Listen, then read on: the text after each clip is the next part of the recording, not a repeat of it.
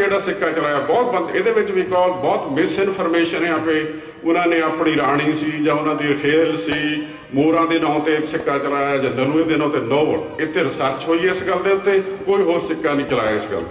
ਸੋ ਮੈਂ ਵਾਪਸ ਵਿੱਚ ਅਖੀਰ ਦੇ ਵਿੱਚ ਆਵਾਂ ਮੁੜ ਕੇ ਆਪਣੀ ਗੱਲ ਨੂੰ ਇੱਥੇ ਸਮੇਟਾਂ ਵੀ ਜਿਹੜੀ ਗੱਲ ਹੈਗੀ ਆ ਉਹ ਇਹ ਆ।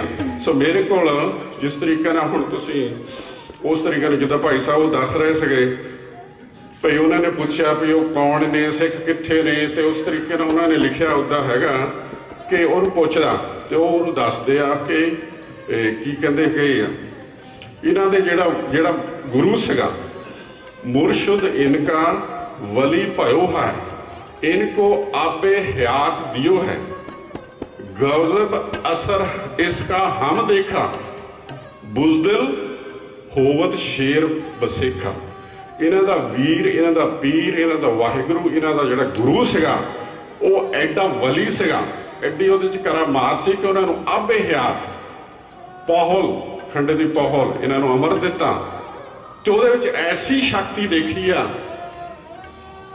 भी ਜਿਹੜਾ ਲੈ ਲੈਂਦਾ ਬੁਜ਼ਦਲ ਤੋਂ ਸ਼ੇਰ ਬਣ ਜਾਂਦਾ। So that's your history. ਅਖੀਰ ਵਿੱਚ ਜਿੱਦਾਂ ਉਹ ਕਹਿੰਦੇ ਹੁੰਦੇ ਨਾ ਵੀ ਆਪਾਂ ਨੂੰ ਸਾਰਿਆਂ ਨੂੰ ਪਤਾ ਹੀ ਆ, ਜਿੱਦਾਂ ਮੁਹੰਮਦ ਇਕਬਾਲ ਨੇ ਲਿਖਿਆ ਹੈਗਾ ਸ਼ਰਮ ਸੀ ਆਤੀ ਹੈ, ਸ਼ਰਮ ਸੀ ਆਤੀ ਹੈ ਇਸ ਮੁਲਕ ਕੋ ਮੁਲਕ ਕਹਤੇ ਹੋਏ। ਵੀ ਸਾਡਾ ਮੁਲਕ ਕਾਹਦਾ ਰਿਹਾ, ਸਾਡਾ ਕੋਈ ਮੁਲਕ ਨਹੀਂ। ਸੋ ਦਾਸਤ ਜਿਹੜਾ ਮੈਂ ਫੇਰ ਇੱਕ ਵਾਰੀ ਮੈਨੂੰ ਇਹ ਜਿਹੜੀ ਅਖੀਰ ਦੇ ਵਿੱਚ ਜਿਹੜੀ ਆਹ ਗੱਲ ਮੈਨੂੰ ਬਹੁਤ ਸੋਹਣੀ ਲੱਗਦੀ ਆ, पर कईयां ने कहना विच रेपिटेशन हैगा, जब कभी भी चमन को लहू की जरूरत पड़ी सबसे पहले जो गर्दन हमारी कटी। जब कभी चमन को लहू की जरूरत पड़ी सिखां दी गर्दन सब तो पहला कटी है। चाहे तुसीं 47 देख लो, 61 ਦੇ ਚੀਨ ਦੀ ਲੜਾਈ ਹੋਈ ਹੈ, 65 ਪਾਕਿस्तान ਦੀ ਹੋਈ, 71 ਈਵਨ 98 ਦੇ ਵਿੱਚ ਵੀ कारगिल ਦੀ ਲੜਾਈ ਦੇ ਵਿੱਚ ਵੀ सबसे पहले जो गर्दन हमारी कटी। फिर भी कहते हैं कि ये चमन हमारा है तुम्हारा नहीं। साडा कुछ नहीं उत्थे। दास गुरजुक लिखिया दा जा चुका है। वाहिगुरू जी का खालसा।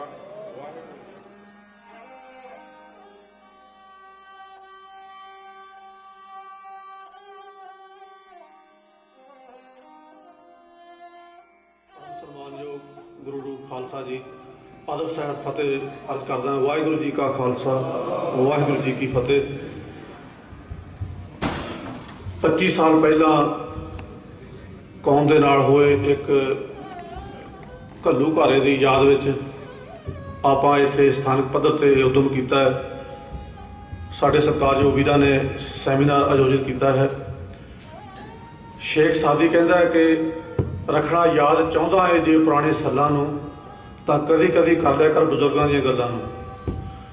ਆਪਣੇ ਬਜ਼ੁਰਗਾਂ ਦੀ ਗੱਲ ਆਉਣ ਵਾਲੀਆਂ ਪੀੜ੍ਹੀਆਂ ਤੱਕ ਪਹੁੰਚਾਉਣੀ ਇਹ ਹਰ ਸਿੱਖ ਦਾ ਹੀ ਨਹੀਂ, ਹਰ ਕੌਮ ਦੇ ਪਿਆਰ ਕਰਨ ਵਾਲੇ ਵਿਅਕਤੀ ਦਾ ਇਹ ਫਰਜ਼ ਹੁੰਦਾ ਹੈ। ਗੁਰੂ ਸਾਹਿਬ ਜੀ ਨੇ ਵੀ ਲਿਖਿਆ ਹੈ ਕਿ ਬਾਬਾਣੀਆਂ ਕਹਾਣੀਆਂ ਪੁੱਤ ਸਪੁੱਤ ਕਰੇਨ। ਖਾਲਸਾ ਜੀ, ਮੈਂ ਇੱਥੇ ਇੱਕ ਤੁਹਾਨੂੰ ਇੱਕ ਛੋਟੀ ਜਿਹੀ ਗੱਲ ਮੈਨੂੰ ਹੁਣੇ ਬੈਠੇ ਨੂੰ ਯਾਦ ਆਈ ਸੀ। ਸੰਤ ਸਿੰਘ ਸੇਖੋਂ ਜਿਹਨੇ ਸਿੱਖਾਂ ਦਾ ਲਿਖਤੀ ਤੌਰ 'ਤੇ ਬਹੁਤ ਨੁਕਸਾਨ ਕੀਤਾ ਹੈ, ਉਹਨੇ ਇੱਕ ਕਹਾਣੀ ਲਿਖੀ ਹੋਈ ਹੈ ਪੇਮੀ ਦੇ ਨਿਆਣੇ। ਉਹਦੇ ਵਿੱਚ ਉਹ ਕਹਿੰਦਾ ਹੈ ਕਿ ਜਿਸਲੇ ਦੋ ਬੱਚੇ ਇੱਕ ਇਹੋ ਜਿਹੇ ਬੀਆਬਾਨ ਜੰਗਲ ਵਿੱਚੋਂ ਲੰਘ ਰਹੇ ਹੁੰਦੇ ਇਲਾਕੇ ਵਿੱਚੋਂ ਕਿ ਜਿਹਦੇ ਬਾਰੇ ਉਸ ਇਲਾਕੇ 'ਚ ਮਸ਼ਹੂਰ ਹੁੰਦਾ ਸੀਗਾ ਕਿ ਇੱਥੇ ਚੜੇਲਾਂ ਭੂਤ ਨੇ, ਉਹ ਪੈਂਦੇ ਆ ਤੇ ਰਾਹੀ ਮੁਸਲਮਾਨ ਲੁੱਟਦੇ ਆ। ਤੇ ਉਹ ਬੱਚੇ ਆਪਸ ਵਿੱਚ ਹੀ ਗੱਲਾਂ ਕਰਦੇ ਜਾਂਦੇ ਆ ਕਿ ਜੇ ਭੈਣ ਭਰਾ ਗੱਲਾਂ ਕਰਦੇ ਵੀ ਜੇ ਇੱਥੇ ਦਿਓ ਭੂਤ ਆ ਗਿਆ ਤਾਂ ਅਸੀਂ ਉਹਨੂੰ ਕਹਿ ਦਾਂਗੇ ਕਿ ਅਸੀਂ ਪੇਮੀ ਦੇ ਨਿਆਣੇ ਆ। ਉਹਨਾਂ ਦੇ ਮਨਾਂ ਦੇ ਵਿੱਚ ਆਪਣੀ ਮਾਂ ਦਾ ਇੱਕ ਇਹੋ ਸਤਿਕਾਰ ਵਸਿਆ ਹੋਇਆ ਸੀਗਾ ਤੇ ਉਹਨਾਂ ਬੱਚਿਆਂ ਨੂੰ ਇਸ ਗੱਲ ਦਾ ਵਿਸ਼ਵਾਸ ਸੀਗਾ ਵੀ ਜਿਸ ਵੇਲੇ ਅਸੀਂ ਭੂਤ ਨੂੰ ਕਿਹਾ, ਆਪਣੀ ਮਾਂ ਦਾ ਨਾਂ ਦੱਸਿਆ ਕਿ ਅਸੀਂ ਪੇਮੀ ਦੇ ਨਿਆਣੇ ਆ, ਤੇ ਉਹ ਡਰਦਾ ਨੱਠ ਜਾਊਗਾ। ਤੇ ਮਾਂ ਦਾ ਨਾਂ ਲੈ ਕੇ ਭੂਤ ਨੂੰ ਵੀ ਡਰਾਉਣ ਦੇ ਸਮਰੱਥ ਉਹ ਬੱਚੇ ਜਿਹੜੇ ਆ ਜਿਸ ਵੇਲੇ ਘਰ ਪਹੁੰਚਦੇ ਆ ਉੱਥੇ ਆਪਸ ਵਿੱਚ ਲੜਾਈ ਘੜਾਈ ਸ਼ੁਰੂ ਕਰ ਦਿੰਦੇ ਆ ਤੇ ਚੀਜ਼ਾਂ ਦੀ ਵੰਡ ਵਡਾਈ ਪਿੱਛੇ ਲੜ ਪੈਂਦੇ ਆ।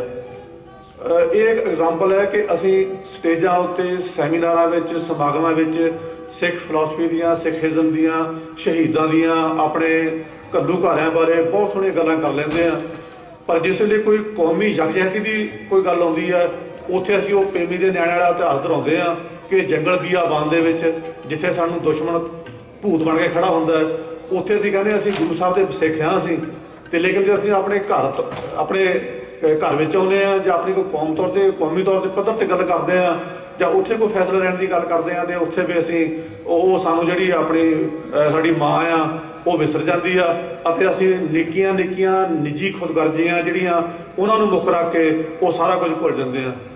ਸਤਿਕਾਰਯੋਗ ਖਾਲਸਾ ਜੀ, ਤੁਹਾਡੇ ਵਿੱਚੋਂ ਬਹੁਤ ਸਾਰੇ ਲੋਕ ਮੇਰੇ ਵਾਂਗ ਪਿੰਡਾਂ ਦੇ ਨਾਲ ਸੰਬੰਧ ਰੱਖਦੇ ਹੋਣਗੇ। ਸਾਡੇ ਪੁਰਾਤਨ ਸੱਭਿਆਚਾਰ ਵਿੱਚ ਜਿਸਲੇ ਤੀਲਾਂ ਦੀ ਡੱਬੀ ਹੋਂਦ ਵਿੱਚ ਨਹੀਂ ਸੀ ਆਈ ਤੇ ਸਾਡੀਆਂ ਮਾਵਾਂ ਅੱਗ ਨੂੰ ਰਾਤ ਨੂੰ ਰੋਟੀ ਪਾਣੀ ਕਰਨ ਤੋਂ ਬਾਅਦ ਇੱਕ ਅੱਗ ਦੀ ਅੰਗਿਆਰੀ ਨੂੰ एक उत्ते गोटा पा के उत्ते भुब्बड़ स्वाह दे के रख लैंदियां सीगियां कि सवेर नूं फिर उठ के वो जिहड़ी स्वाह परे हटा के ते वो जिहड़ी अंगियारी अग दी दबी हुई हुंदी है ਉਹਦੇ थोड़ी तूड़ी पा के ਜਾਂ सुक्के पट्ठे पा के ਉਹਨੂੰ थोड़ी जी हवा दे के फिर सवेर नूं अपना ਉਹ लंगर पानी तैयार करदियां सीआं।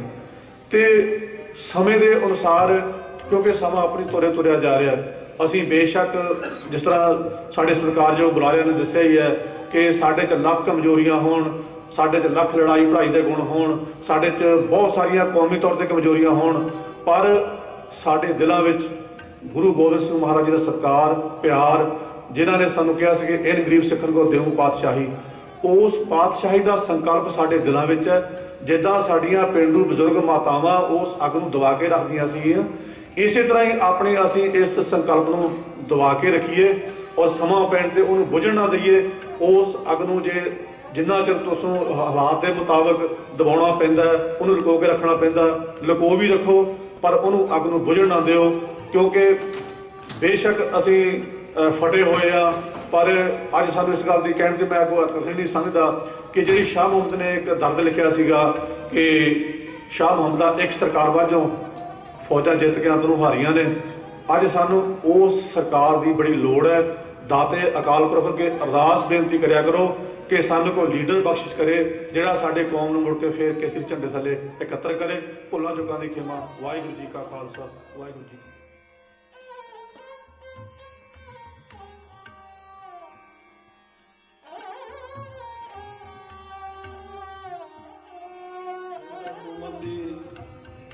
इस सदी की अत निंदनयोग कार्रवाई के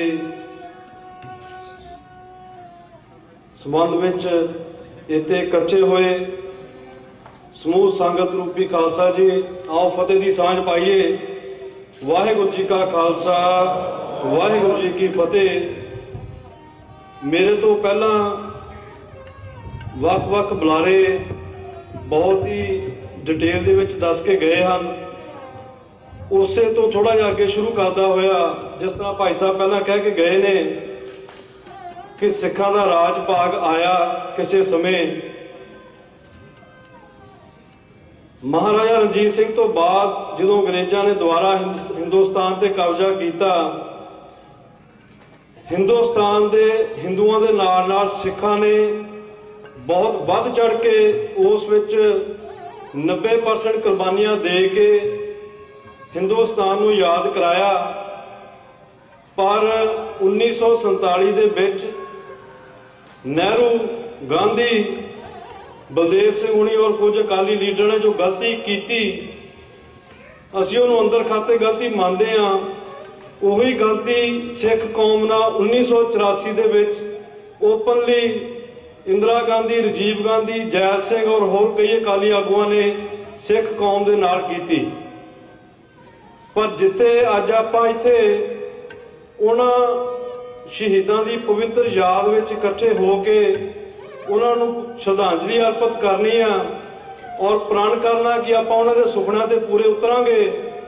उस दे नाल नाल आपां इह भी विचार करनी है कि संत जरनैल सिंह खालसा जी पिंडरां वालियां दी जिहड़ी सोच सी, जिहड़ी ताकतवर कद सी, जिन्हां ने सिख कौम नूं धार्मिक और राजनीतिक तौर पर विचारधारक तरीके नाल इन्ना मजबूत किया, इन्ना लामबद्ध किया और उन्हां नूं अपने हक सच लैण दे काबल बनाया। सिक्खी दे प्रचार प्रसार की नेरी लियांदी, सिखां नूं जागरूक किया। अज आपां उत्थों किस तरीके नाल पछड़ चुके हैं। ਸਰਦਾਰ ਸਿਮਰਨ ਸਿੰਘ ਮਾਨ ਜੋ ਕਿ ਸਾਡੀ